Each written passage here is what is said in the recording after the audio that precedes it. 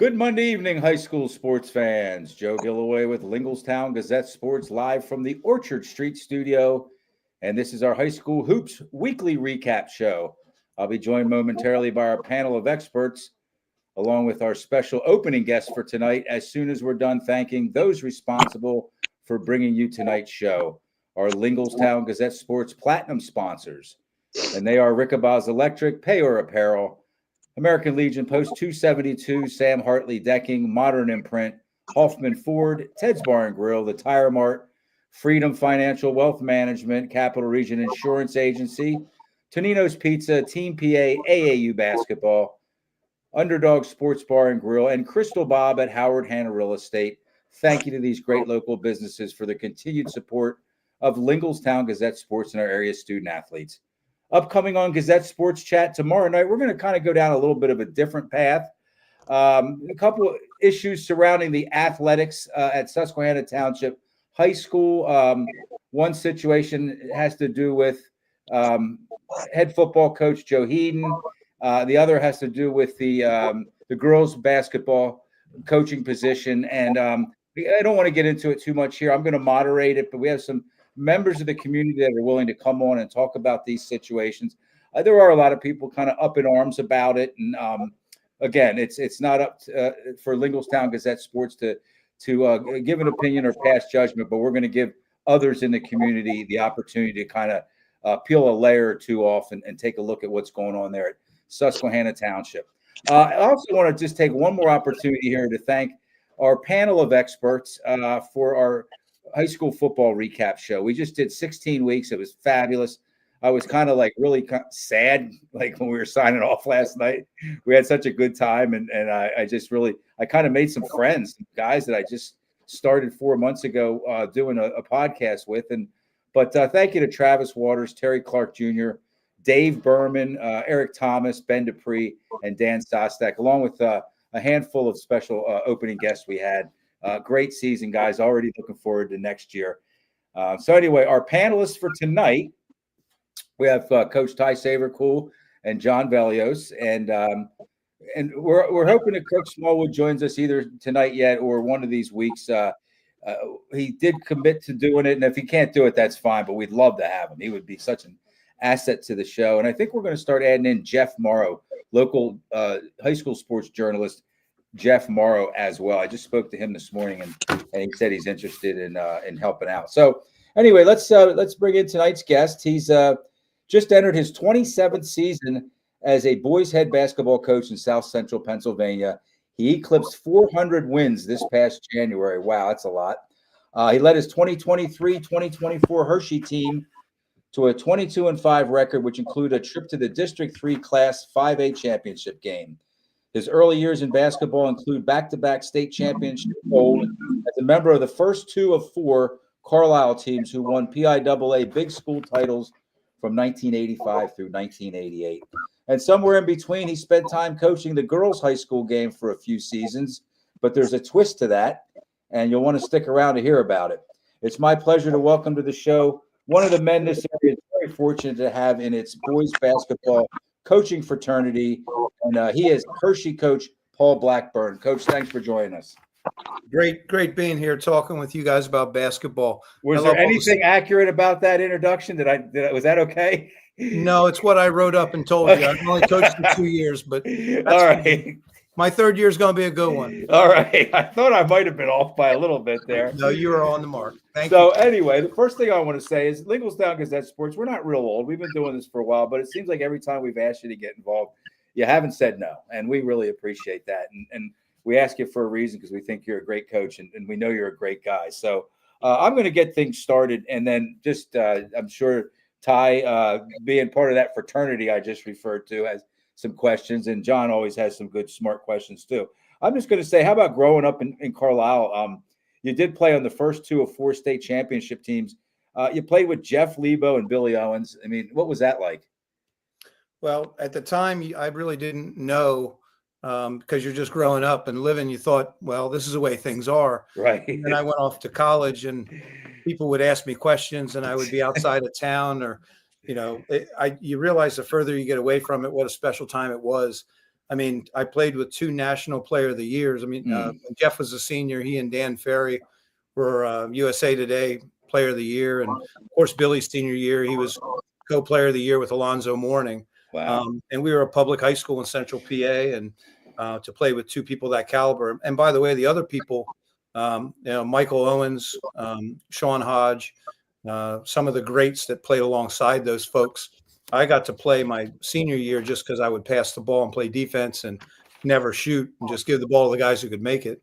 I played a definite role, and there were so many of us like myself that just kind of fit in the program. But, Coach Lebo, who's back in the area, by the way. I don't know if he's back in the area.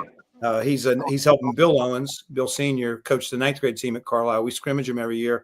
Oh, wow. With Mr. Lebo, he's up staying near his daughter Amy with his wife Linda, and I got to talk with him a couple weeks ago. But growing up in Carlisle was a special time with a lot of special people, and it wasn't just basketball. We had professional Gold Glove boxers, and Lee Woodall played in the NFL for quite a while, and there's a lot of it was really a high time in Carlisle. Lucky to grow up in such an era.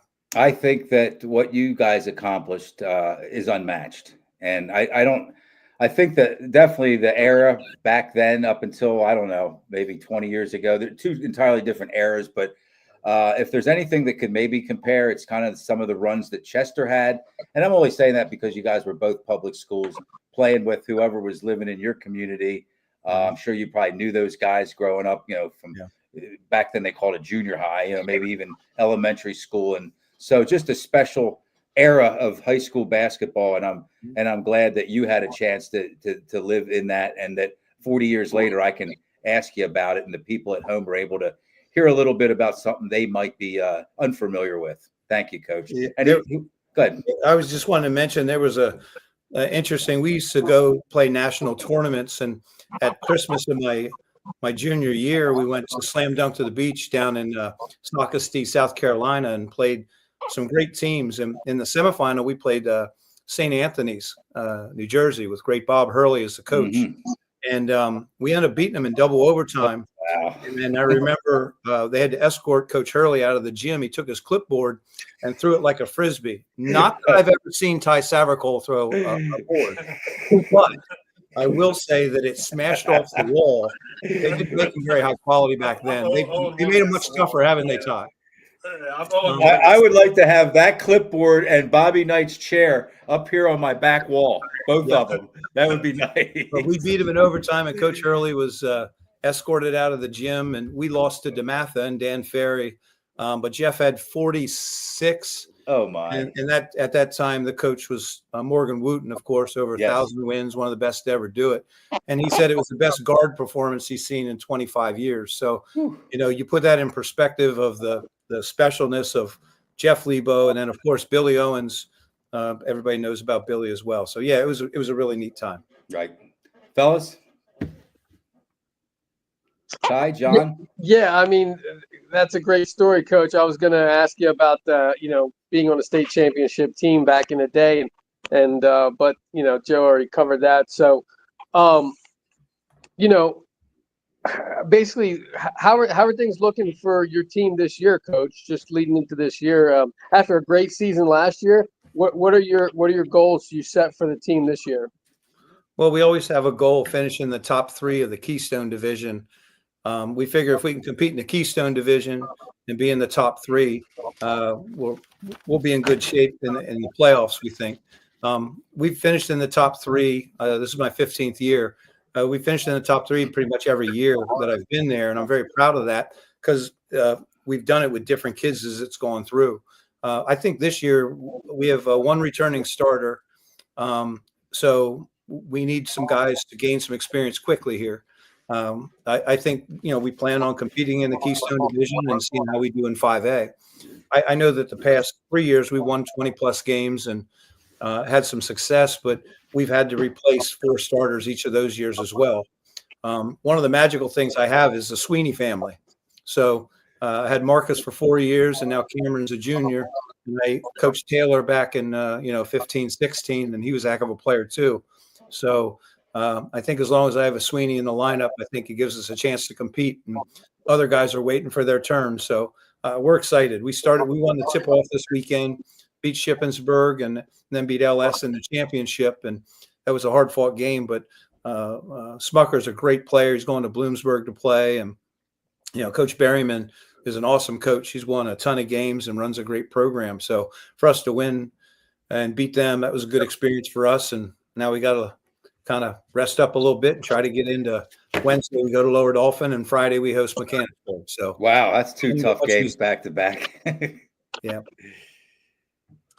So I guess my question kind of talks about the longevity of coaching, and I think that 15 years at Hershey, just looking at the athletic spectrum at Hershey as a whole, there's a lot of turnover in a lot of different sports there. I mean, you see it; it happens everywhere, not just Hershey. But I think at a school like Hershey, it's probably exceptionally hard because there can be a lot of things and voices that come into play that make it challenging. So 15 years at Hershey is exceptional to be able to do it. I mean, I remember when I first started coaching, Chris Sattel, Shaq, had a saying that if you're there for 5 years, you did a good job. If you're there for 10, you're legendary. So 15, like, you're really knocking it. So what is the secret sauce between 15 years at a school like that? I think I just try to stay in the gym and coach the kids, and coach the kids to tell their parents to let me coach them. I'll talk to anybody. I'm very numb. I'm a public educator. I'm in my 34th year. I've taught at Tamaqua, East Pennsboro, Cumberland Valley, Lebanon City Schools, and Hershey. So I've seen all types of different folks come and go. And you could have a kid in your class, and they could tell you to go shove it, where, and then the next day you got to teach them again. So you have to have tough skin, not take things personally. I think it really helped that I've had 3 of my own children that played athletics, so I had to watch my own children be coached by other people, and I know those feelings. So whenever a parent gives me the stare down, I know the feeling they're giving me, and I take it wholeheartedly because I get it. They don't know Paul Blackburn. I mean, if they knew Paul Blackburn, they'd see this lovely basement. Look at this basement. Love that basement, man. That's the ultimate. We talk on podcasts, and we would just have fun and talk. I coach their kid, and I think at Hershey, they're like everywhere else. They love their kid more than they love the team or me, and I respect that. But in the end, my responsibility is to the team. So I coach the kids on how to let me coach them, and it hasn't been easy. There's been times at Hershey where people have come after me and not been happy with the performance of my teams or what I've done. But I've tried to be honest with people and tell them the secret sauce is accept responsibility for your mistakes and promise you'll do it better the next time and give your best effort to do that. And I think I've earned a lot of trust from a lot of people. And I don't just say things to people and say, well, I'll take care of that. When I say something, they know I'm going to do my best to take care of that. And I think there's a level of trust here right now that is a little bit of equity buildup. And I think that's helpful. Hey, Coach Blackburn, a gentleman by the name of Andrew Maya said that you're the GOAT. I know who he is. I'm just telling you. He just made a comment here. Well, Andrew and I are going to do our own podcast, so you're going to have some competition here soon. Hey, he's kind of goatish too, right? He's a state champ. Well, he has one coach and I don't, so that's where you put him.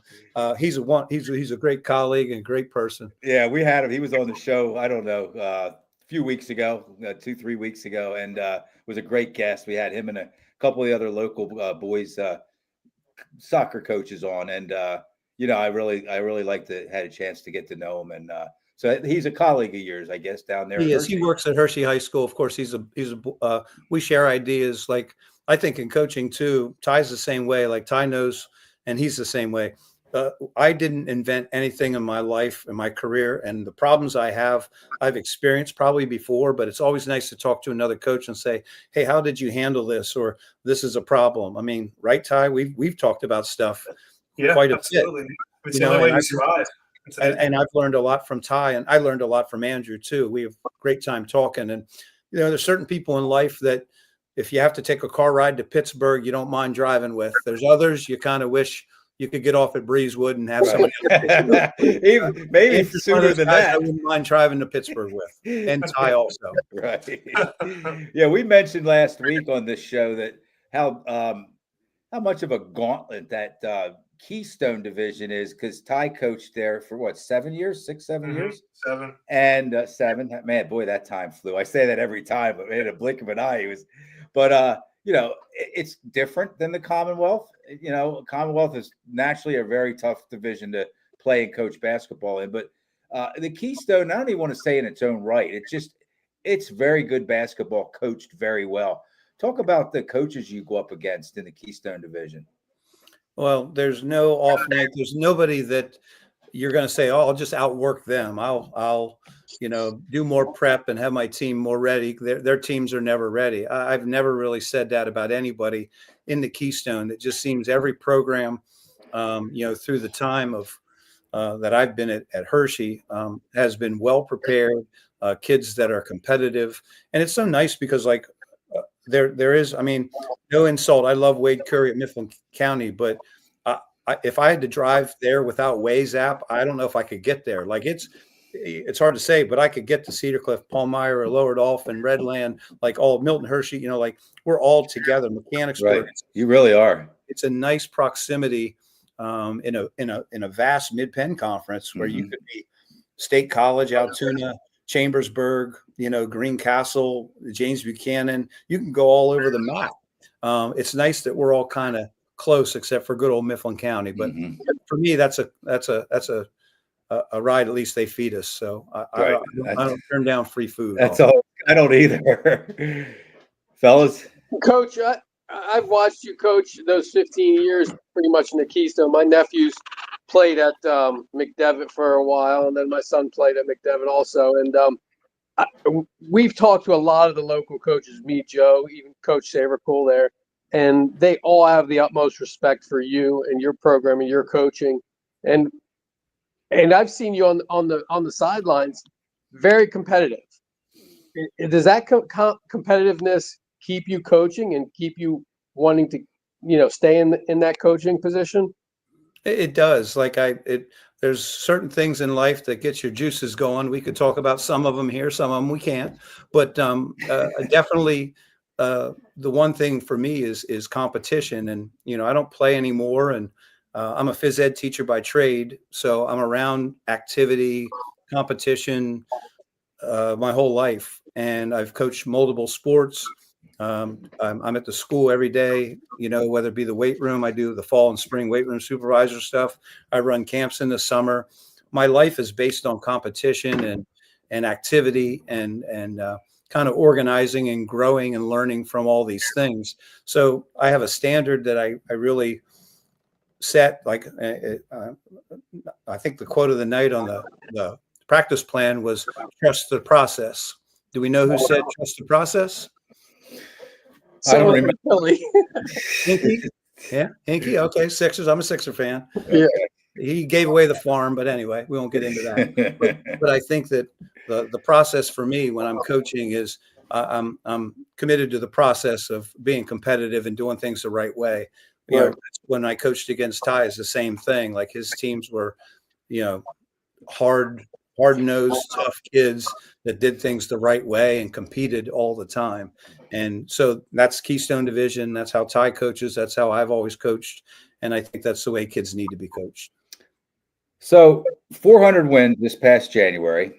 That's a lot of wins, of course. I had a lot of bus trips. I do the math, and I mean, it's 20 by 20 years, 20 wins. And no matter how you look at it or how you kind of add the numbers together or add them up, it's a lot of coaching basketball to get.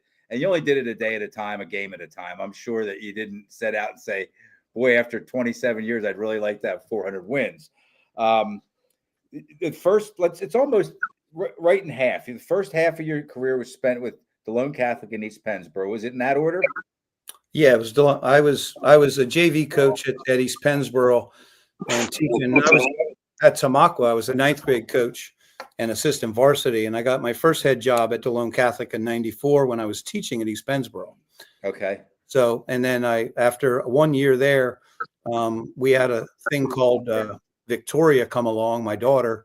So the commute was a bit much with a small child, and I left after a year. Now, when I was at DeLone, I was 25 years old, first time head coach, took over for very popular guy, Dave Zinn, who won a lot of games there and came down with a senior laden group that was supposed to do great things.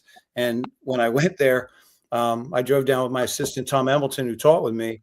And he said, boy, should be fun. We go down, we start off horribly. And now the DeLone faithful are in the front row yelling at me. I didn't know what I was doing. And we turned it around and went to the state quarterfinals and had a really good run. And I still have a good relationship with a lot of those players. But at that time, I thought, well, this is easy. I mean, all I got to do is show up, and I'm going to states. I'm making this deep run. And sadly, that's not the case. I was a little bit spoiled, and that's the theme of what I'm talking about here with you. As an example, I had great players. Then I went to East Pennsboro and took over for a program that was struggling and turned it around. Well, I had Greg Schreiber. I had Mike McCavich. I had Joey Walker. I had great players. And turn that around. Then I turn around, I go to Lebanon, had 9 years at Lebanon and took over for a great coach, John Barnhart.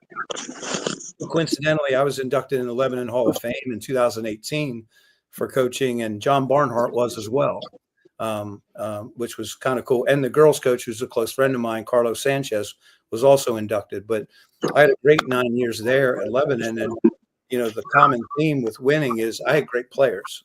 I really did. I had great players. And then, you know, here at Hershey, I've been blessed with great players. I've had numerous go on. I have 6 currently playing in college right now. And we've always had kids go on play at the highest, the highest level. 2 are playing professionally, Dylan Painter and Scott Etherton, who I did not coach, but was a Hershey grad. He's still playing. And so good players make for good coaches. I'm telling you. In most cases, that's the way it works. Okay, I just kind of asked that question to help segue into my last question. In between the DeLone and East Penn era and this era with Hershey, you coach girls basketball. And I kind of know how this played out, but I think it's a neat story. You're over at Cumberland Valley, right? Right. Well, I was at Lebanon as the boys coach, and then the athletic director at Cumberland Valley was Dave Bidding. And also the assistant athletic director was Dave Evanson, who's recently passed away a few years ago, who's a Carlisle AD when I was there. Anyway, they reached out to my wife, Tara, who is in 3 Hall of Fames as a player, was an assistant at Lebanon. She was Division I, set records at Towson that still stand, and had an Olympic tryout. And so she obviously has some basketball to give to kids and is a great teacher. She's a school nurse now, but they said, would she want to coach the girls at Cumberland Valley? At the time, Coach Walker resigned in the middle of the year, and they were looking for somebody. So she said yes. And at the time, my mom, who lived alone in Carlisle, she was struggling with her health. And I just couldn't make the trip. I'd get calls in the middle of the night from neighbors, hey, your mom's on the front lawn. She couldn't get in the house, and it's raining out. So I'd have to drive. And it became a stress. We also had 3 small children at the time, middle-aged, I should say.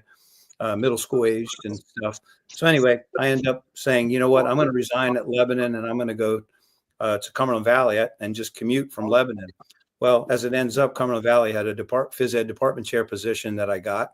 So I ended up being the assistant coach for my wife, Tara. And we had 3 years there. Our daughters were in the program at the time at the middle school age. And then Victoria, our last year there, she was a freshman.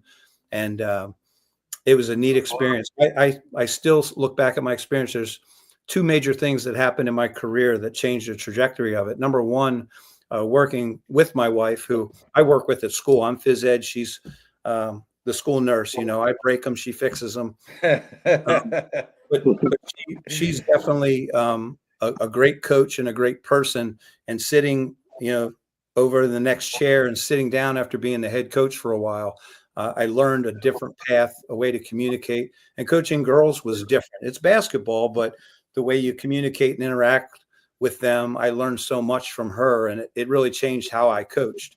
And then, you know, the other thing, speaking of, I took a master's course at Concordia Irvine.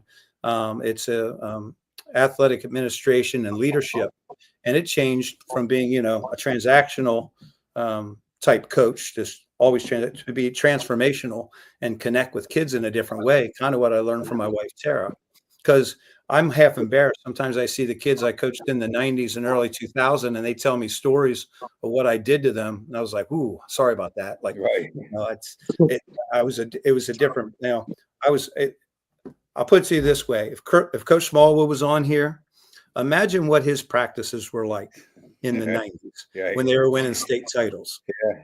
It wasn't a pleasant scene for I'm any. sure. No. It was definitely, a difficult situation. You coach kids differently. Now you can't coach that way. Yeah. It's a different era, a different time. So you have to change a little bit with the times and learn how to connect with kids. In the end, they all just want discipline and told what to do and want to be successful and have somebody believe in them. Absolutely. I think I have a group like that at Hershey this year. Hope they know I believe in them, and I show that to them every day. So, Coach Paul Blackburn, Hershey High, thank you very much. I appreciate you having we really appreciate it. Coach is live from the Blackburn Man Cave. Love the Man Cave. And 2 big games this week. You're 2-0. You won that Lampeter Strasburg kind of 2-night tournament. I guess you call that a tournament, right? Yep. And beat a really good Lampeter Strasburg team, the home team in the final. And you have Lower Dolphin, Coach Riccativo. He's our guest this coming week, next week on the show. And then, of course, Mechanicsburg, who's got a lot of talent back. So we wish you well this week and well beyond. And go out and get a couple titles. I think you guys have probably the right players, the right coach, and the right attitude. And we really wish you well. Anybody else want to say anything else? Ty, John? Good luck this season, Coach. Coach, thank you so much. We really appreciate you spending time with us. Thanks, John. Thanks, Ty. Yep. Thank you, Joe. See you soon. Yep. Take All care. right, take care, Ty. All right, fellas. Well, that could have gone on forever, right? What an interesting guy he is. We could have talked all night. I'm sorry if you guys had any more questions. I looked at the time and I thought I gotta shut this down. And for his sake too. I mean, he's a coach and he might have. I promised him 15, 20 minutes at the most. And it's so funny, Joe, that he talked about the coaching from back in the 90s till now. And because I was going to ask him that what the change is, because like nowadays you hear so much of, oh, the kids have changed. It's not the kids that have changed. Mostly it's the parents that have changed. Some of it is the rules or what administration I think allow. I think what he was talking about, and Coach, you're the professional here. He was talking about the buy-in piece and the trust piece. It takes a little bit of time and a little bit of patience and tolerance to build those things up, the relationship, rather than just go in there breaking clipboards and throwing chairs, right, Coach? Yeah, it's about the why. Like even when I play, I'm a 2004 high school graduate. It's more like when back in the day when you're told to do something, you just do it because you're told to do it by who your boss is, your superior is, your coach, whatever it might be. Nowadays, there's a why that's kind of permeates in the kids' heads, and whenever you're working with them and you're opening the gym for them. When they hear that why, then they buy into you because they know that you're not just a crazy talking head. You're actually doing something for a reason. And what's the logic behind it? Right. And then you're teaching them how to cook too, right? Yeah. In your case, you were. I love that. By the way, I think sports is the etiquette class. Etiquette, right? Yeah, and dining etiquette too. Yeah. That's important stuff. So, what we're going to do here, we're just going to talk about. The one topic that I do want to wait until we have Coach Smallwood on one of these weeks. We want to talk about why are the urban / minority schools struggling, and I think we would like to have somebody like Coach Smallwood join us for that. We've seen a lot of kind of the more successful teams, at least in this area, and in a lot of areas, have become the more suburban teams, the Cumberland Valleys and. Central Dauphin is making a turn for the better, and this is going on all over the state. And why is that occurring? And that's something that I don't think we need to get into tonight. But it's tied to some things like AAU and the travel programs, which are financially out of reach for some, and I don't see like the same level of top tier coaches coaching in the city anymore. And so anyway, let's put that off. I'm sure you want to be around for that one, Ty, right? That's a great topic, and we'll try to make sure we pin Coach Smallwood down for that. Maybe even grab somebody else. And Joe, the other topic that leads into too is transfers in private schools. Yeah, that's going to be a different topic, but that ties into it That because ties into it directly. yeah, because I was thinking about it today, and take a team like '93. I don't know if you guys are familiar with or remember the '93 Simon Gratz team. They're known as one of the best teams in the history of high school basketball in the country. That would never exist today. That was Right. Rasheed Wallace's team and the great Pitt Shenley teams, and those players on Gratz and Shenley and a lot of these other like more local high school teams. Your J.P. McCaskey's, York High, William Penn.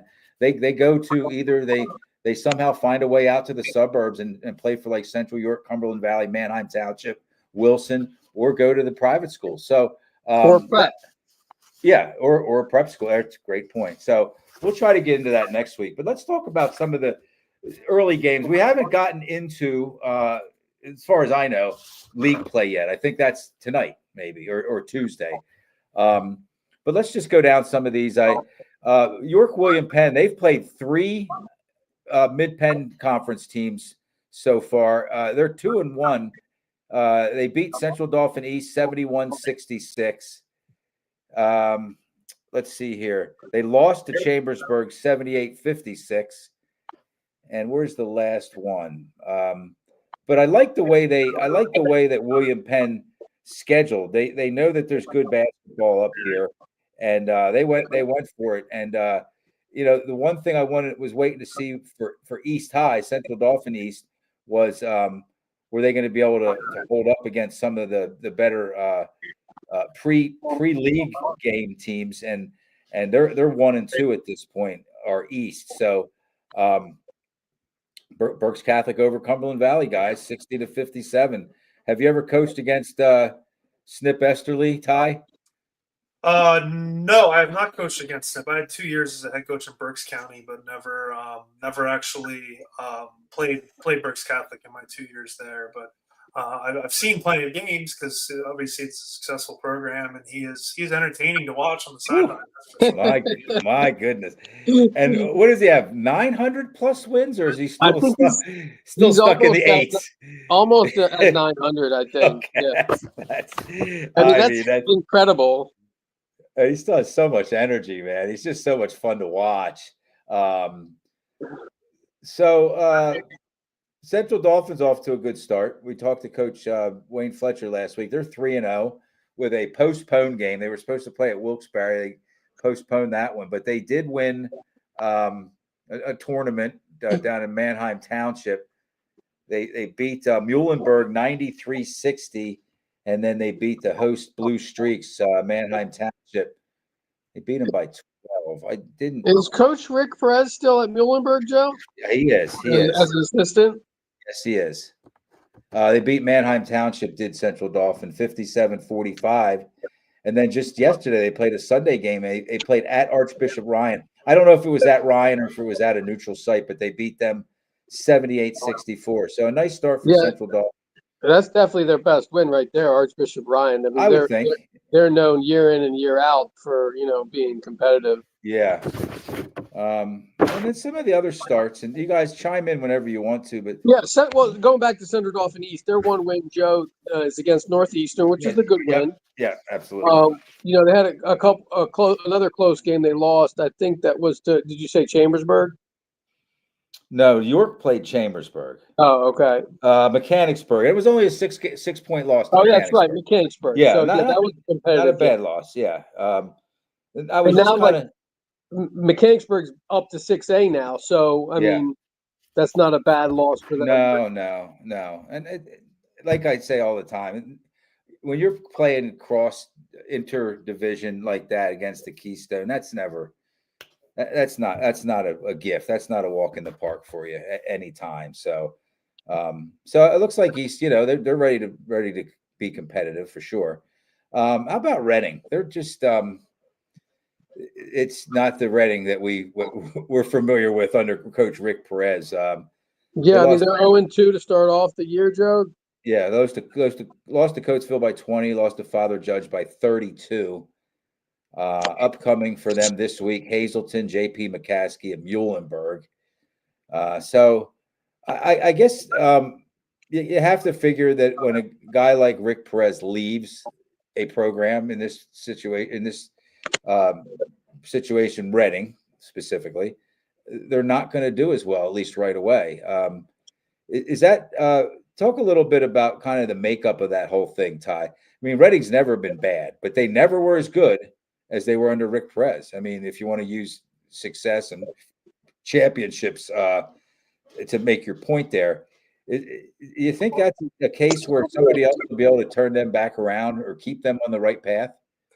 Yeah, I mean, I'll echo what Coach Blackburn said to start. First off, it always starts and ends with the players. And while Reading High is, I mean, they're a large school. They have probably more talent that walks the hallways that doesn't even come out for basketball than most schools. At the end of the day, it's really challenging to be the guy that follows the guy. Right. And that is what's going on. Rick Perez is the guy at Reading, and he built their culture and their environment, over his time really, really well. So no matter who was going to follow Rick Perez, it was going to be a really tough task because there's always going to be that segment of the community who will never buy into you no matter what you do, because you're the guy that follows the guy, and they just want to live in the past. It's a challenge, and I believe that Coach Perez wholeheartedly endorsed the coach that followed him. So, you just give him time to put his stamp, the new coach's stamp on that process. And then I'm sure just because, again, the players are there, the talent is there, Reading will be back in no time once the new guy gets his culture established. It's year 2 for him, right? So typically it takes 3 years to get that culture really firmly established. So Right. Next year would be the bellwether for him. Yeah, it's I think his name was Gary Sharon from Extreme. He probably didn't find it too easy to go in there and take over the lead singing job at Van Halen. So that's a great point you make. That you got it. Things have to become yours before you have to actually own it, and there got to be your players, your culture. So it's delicate too, because you want to respect that past, but you also want to do it your own way. And it's even speaking firsthand, I replaced a legendary coach in Jim Morale, who was one of the winningest coaches in Central Pennsylvania. Yeah. There were people who wanted it done Rao's way, and we certainly tried to not rock the boat as much as we could in that transition in our first few years. But we respected that past because you can't ignore success. Right. Because you'll never build it for the future if you ignore the past. So I'm sure they'll get it turned, but it is a challenge to be the guy that follows the guy. They wanted you to be the new Jim Rao, right, for a while. So you started winning some games. They thought, all right, I guess we could let him be Ty Sabercool. Columbia, and I'm just throwing teams out because I really did a little bit of studying today. They won, I guess it was 4A last year. They beat Trinity for the district title, and they're 0-2, and they have 2 blowout losses: Manheim Township by 26 and Muhlenberg by 35. And I think that's probably just a personnel. A lot of players probably graduated because that was a really good team last year. And did you say they're 3A, Joe? Trinity was 4A last year, I believe. So whatever Trinity was last year, they were. Columbia is 3A. Yeah, okay. They're just outclassed there. But, I mean, yeah, that could be. I know they're inexperienced. Eli, Coach Cooper there at Columbia, he's going to do a really good job of building that program up. But I know they lost 4 starters, and when you lose 4 starters at a 2A, 3A, 4A school, it's pretty different compared to losing 4 starters at a 5A school. So I know they'll be riding the ship really quick, especially when they get in league play and they play teams that are similar to their size. Muhlenberg's back up to 6A, Joe. This is an odd. Now they had 2 6A teams. Now they play Executive Education Charter and Lancaster Mennonite.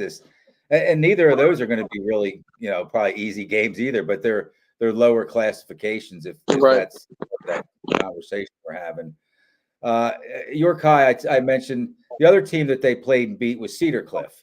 So it'll be interesting to see York. There's a new level of energy down there with the boys and girls basketball at York William Penn. And we're going to see the rubber's about to meet the road for them. They have Central York this week, I believe tomorrow night, and then Northeastern and Susquehanna Township. So we'll learn a little bit about York High this week. And then here's something that's worth noting. Lebanon, the Cedars, 3-1. They beat Oxford, Elko, and E-Town. And what's significant about that? Can you guys guess why Lebanon being 3-1 is such a big deal? They were 0 for the last 2 seasons, okay? They hadn't won a game for 3 seasons ago, basically. I think they might have been 0-18 and 0-22, like 0-40 the last 2 seasons. So that's just exciting, you know. And we remember, I mean, I do. I'm 58 years old. I remember when, of course, Lebanon was very good, was competing for state titles, or at least for district titles, even without Sam Bowie. And so that's good news there for Lebanon. And then Lancaster Catholic, we're going to go the other way here. 0-3. They lost to Trinity, Wyomissing, and York Catholic. And this is a Lancaster Catholic program that they played in 4 District 3 title games from 2017 through 2021. And they won it in 2020 and 2021. So they've got to get back to their winning ways. They have Lampeter, Strasburg, and Manheim Central this week. And those games aren't going to be easy either. So we have some teams that are kind of heading 2 different directions here that I'm mentioning. And I talked about Central Dauphin. I just want to mention up next, they're at East tomorrow night. And that's always a tough game. Or Wednesday night, I'm sorry. That's Central Dauphin versus East. No matter who's supposed to win, who's the better team, has the better record, that's always usually a tough game. And then they host Carlisle Friday night. And we're really going to get a good look at what the Commonwealth Division has to offer and how good Central Dauphin and Carlisle are going to be. So, Ty, talk a little bit about put yourself back in the mindset that you were in for 7 years, and talk about did you used to do the preseason tournaments, the 2-nighters, the Friday, Saturday? Sometimes. Okay, because not all coaches do it all the time. That's why I asked. Yeah. I truthfully, I wasn't a huge fan of it because it's like kind of going 0 to 100 really quick. Especially whenever you have to know your environment as a coach, that when you're at a school that's a stronger football program, you don't want to schedule those hammers early in the season or a hammer tip-off because you're still kind of like trying to figure yourselves out as John throws his phone into the dark. Yeah, what's going on there, man? So kind of looks like a horror flick. I'm sorry. You just never know when you have a strong football program. I mean, it's great to have, and winning breeds winning across programs. You don't want to go into that opening weekend shorthanded and lose a game or 2 with how important power ratings and everything is over the course of the season. So we didn't often do a tip-off. We did, though, try and play a standalone game at the very least, just because the kids are juiced up for that start of the season. You find another team that's not in a tip-off, and then you play them one game. Yep. Yeah, I think my first year, actually, we played Harrisburg opening weekend on a Saturday. I'd reached out to Coach Smallwood, and we played them opening weekend. I think the year going into COVID, we were supposed to play McDevitt. So, 2 schools that generally have football programs that play longer. We were supposed to play them, and then ended up having to move it because of COVID and everything. So, it's, as a coach, you just have to know your environment. And then fast forward to kind of like right where we are now, and what kind of jitters or butterflies or positive energy. It's just a kind of a different kind of energy. Coach Blackburn just talked about. He's got Lower Dauphin and Mechanicsburg this week. That's big time. If you're in the Keystone Division, talk about that. The rubber has met the road, right?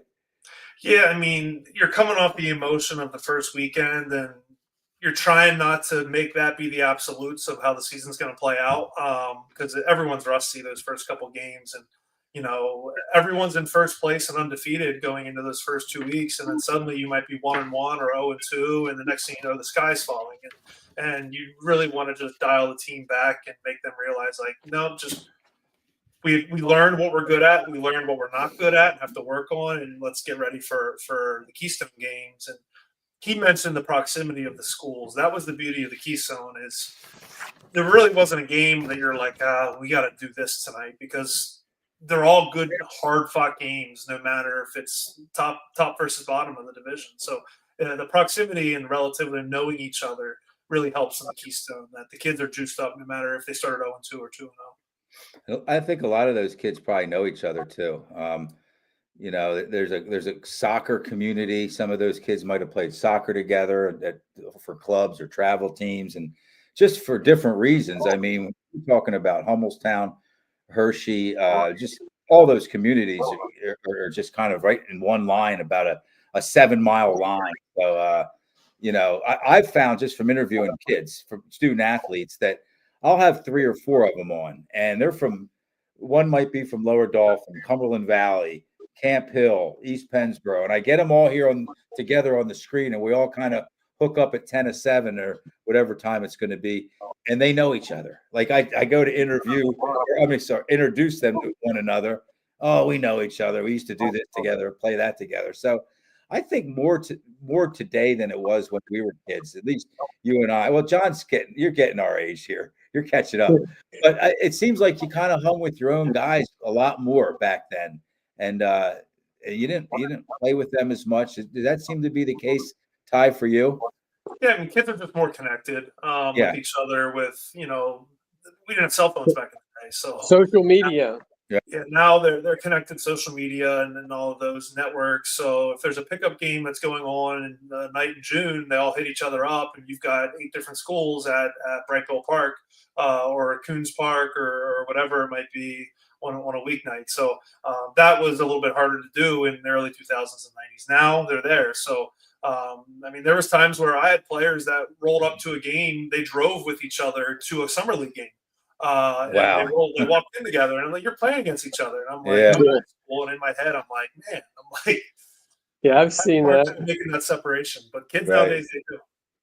Yeah, and AAU too. That's tied them together. Like most teams have 5, 6 different kids from different schools locally, and we experienced that with Coach Tim Beam from Palmyra. He had multiple players from Central Dauphin, from Big Spring, from Cumberland Valley, from McDevitt. You know what I mean? That's just so they know each other. We saw the last 2 years I covered Linglestown Gazette Sports covered the District 3 girls softball finals over in Messiah. And we did like full game broadcasts. And 2 years ago, Cumberland Valley beat Central Dauphin. These are big games. You're talking about a district championship game, and clearly the 2 best programs in the area. And they both came in with great records. I think Central Dauphin even had a better regular season, and CV kind of came up from behind and beat them. And the players were out there embracing each other, and really embracing each other. Like, great win. I'm happy for you. These are 15 through 18-year-old players. And I asked one player for Central Dauphin a couple of days later, I said, well, what was going on out there? She goes, oh, we've been playing travel ball together I said, and you still had it's just the presence of mind to stay out there and to wish her well and to congratulate her. And she said, why wouldn't I? It's good sportsmanship. It's great sportsmanship. I guess from my background, that kind of stuff, it's shocking to me. It didn't happen back then. And then last year, Central Dauphin kind of returned the favor, and they beat Cumberland Valley, and it was the same way. These Cumberland Valley girls were out there. So I don't know how we got way down that path, but we're talking about the way these local student athletes interact with one another off their field or court of play, and I like it. I mean, there's nothing wrong with it, So. Well, listen, fellas, I think we're going to wrap things up because I had some time set aside to talk about what we'll hopefully talk about next week. I'm going to try to bring Coach Kirk Smallwood and Travis Waters will be another great addition for us next week. Of course, I want you guys both here too, but we'd like to talk about why the urban or the more minority schools struggling to keep up with, and we're talking about boys basketball here now, of course, but struggling to keep up with some of the suburban schools who years ago just were average at best. They might have thrown in one season here and there where they could win a title, but like your Cumberland Valleys, your Central Dolphins, Central Yorks just come out of nowhere and they become one of the best sports schools literally in the state. And Wilson, and there was a time where they were good in some sports, but not boys basketball, and things have just changed. So next week we're going to try to dedicate maybe a third to a half of the show to that topic and try to get, kind of roll up our sleeves and sharpen our pencils and dig down into this a little bit. I think it's a very smart conversation to have. I think it'll be for those that care about stuff like this. I think it'll be useful and we can hopefully walk away with a better understanding about exactly what's going on. So, anything else, guys? Joe, a couple other local teams you didn't mention. Susquehanna Township, 1-1. Yes. They beat Chichester and they lost to Carlisle, but only by 9. So it's not a bad loss. Susquehanna's a 4A team. Also, local 4A team that hasn't played a game yet is Bishop McDevitt. So we don't know what they have this year. So we'll get to follow up on them maybe next week. Chichester. Do you guys know what legendary football player played for Chichester? Billy White Shoes Johnson. Do you remember him, John? I do not remember. I know Ty does. You don't remember him either? No. He played for the Houston Oilers. He was a wide receiver, kick returner. And Google him. He had like a little kind of a routine he did after he scored a touchdown. Okay. Chichester. Yeah. So, all right. So anyway, thank you once again. Let's thank our platinum sponsors, Rickaba. Hey, nice shirt, by the way, Ty. Capital Region Insurance Agency. The Stumps, Warren and Logan Stump, great sponsors of ours. Any kind of insurance you're looking for, personal or group, business insurance. They do all kinds of financial planning and stuff. Call Capital Region Insurance Agency. Go on their website and check it out. Rickaba's Electric, Payer Apparel, American Legion Post 272, Sam Hartley Decking, Modern Imprint, Hoffman Ford, Ted's Bar and Grill, The Tire Mart, Freedom Financial Wealth Management, Capital Region Insurance Agency, Tonino's Pizza, Team PA, AAU Basketball, Crystal Bob at Howard Hanna Real Estate, and Underdog Sports Bar and Grill. Thanks once again to those great local businesses for their continued support of Lingelstown Gazette Sports and our area student athletes.